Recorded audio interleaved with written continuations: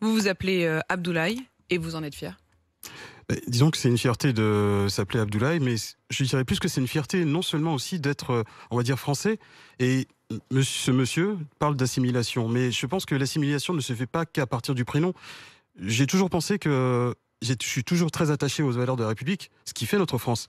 On parle beaucoup d'identité en ce moment, de vraiment tout ce qui fait l'identité. Mais vous savez, est-ce que ce monsieur pourrait dire la même chose à ce policier qui est décédé, c'est-à-dire Ahmed Merabet? Ahmed, policier quand même, qui est mort pour la France.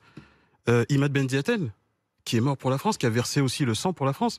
Et je parle aussi d'un de vos confrères, Mohamed Bouafsi.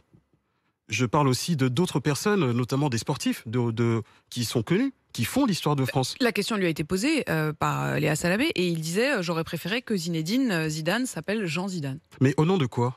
Parce que est-ce qu'un Zinedine pourrait, comment dire, moins facilement s'assimiler qu'un Jean-François, par exemple? Je pense qu'il est nécessaire aussi à un moment donné, ce qu'il faut combattre, c'est plutôt la discrimination à l'embauche. Toutes ces choses-là parce qu'on porte un prénom d'origine étrangère et que parce que vous prenez ce genre de prénom, vous ne pouvez pas être, on va dire, facilement être embauché. Vous ne croyez pas si bien dire puisque Jean-François nous appelle de Manlieu dans le Puy-de-Dôme. Bonjour Jean-François. Bonjour. Jean-François, soyez le bienvenu ce matin. Vous vouliez vous aussi réagir aux propos d'Éric Zemmour, mais vous entendez à l'instant Abdoulaye Kanté qui dit Oui, voilà, moi je suis fier d'être français, d'incarner aussi la France, la République, en l'occurrence en étant aussi policier. Et il dit est-ce que je suis moins dans l'incarnation de cette France qu'un Jean-François? Alors c'est le cas de le dire. Vous vous appelez Jean-François. Comment vous réalisez ces propos? Non, moi je pense qu'il n'est pas moins français que moi, ça c'est clair.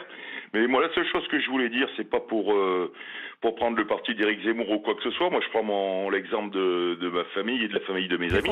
Oui. Étant donné que moi de mon côté, on est d'origine espagnole.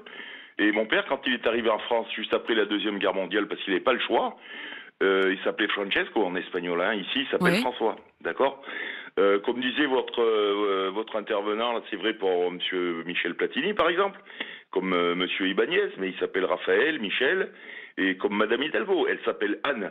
Alors, mais moi, je me rends compte que les gens qui ne veulent pas changer, enfin, je dis pas que ça doit être une obligation, mais qui veulent pas faire l'effort, même de le mettre en deuxième prénom, peut-être que ça n'incite pas non plus pour l'intégration.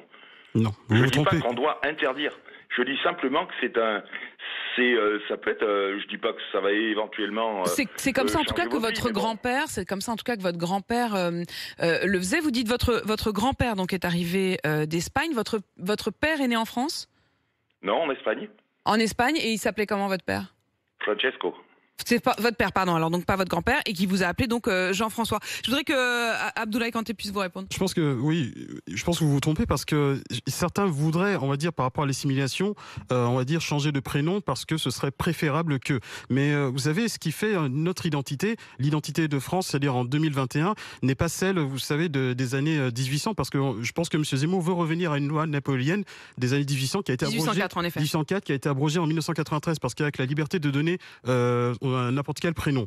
Mais ce qu'il faut aujourd'hui, c'est que, vous savez, je m'appelle Abdoulaye, vous avez d'autres personnes qui ont des prénoms à consonance étrangère, mais pour autant qui œuvrent au quotidien dans la France. C'est ça qu'il faut retenir. Après, ce monsieur, je pense, est-ce qu'il a envie de devenir empereur et essayer de revenir à une ancienne loi, mais je pense que c'est pas nécessaire. Aujourd'hui, vous dites ce monsieur, vous voulez pas dire Éric Zemmour? Si vous voulez, je sais pas, est-ce qu'il a un problème avec les prénoms? Donc pour moi, ça me pose problème, quoi. Donc c'est votre manière aussi de refuser de débattre là-dessus avec lui, quoi, en direct. Vous savez, il y a des choses, on va dire, plus importantes que de débattre sur une question de prénom. Vous savez, ça me fait penser à cette comédie, vous savez, ce film Le Prénom. Mais là, malheureusement, par ses idées, c'est une mauvaise comédie.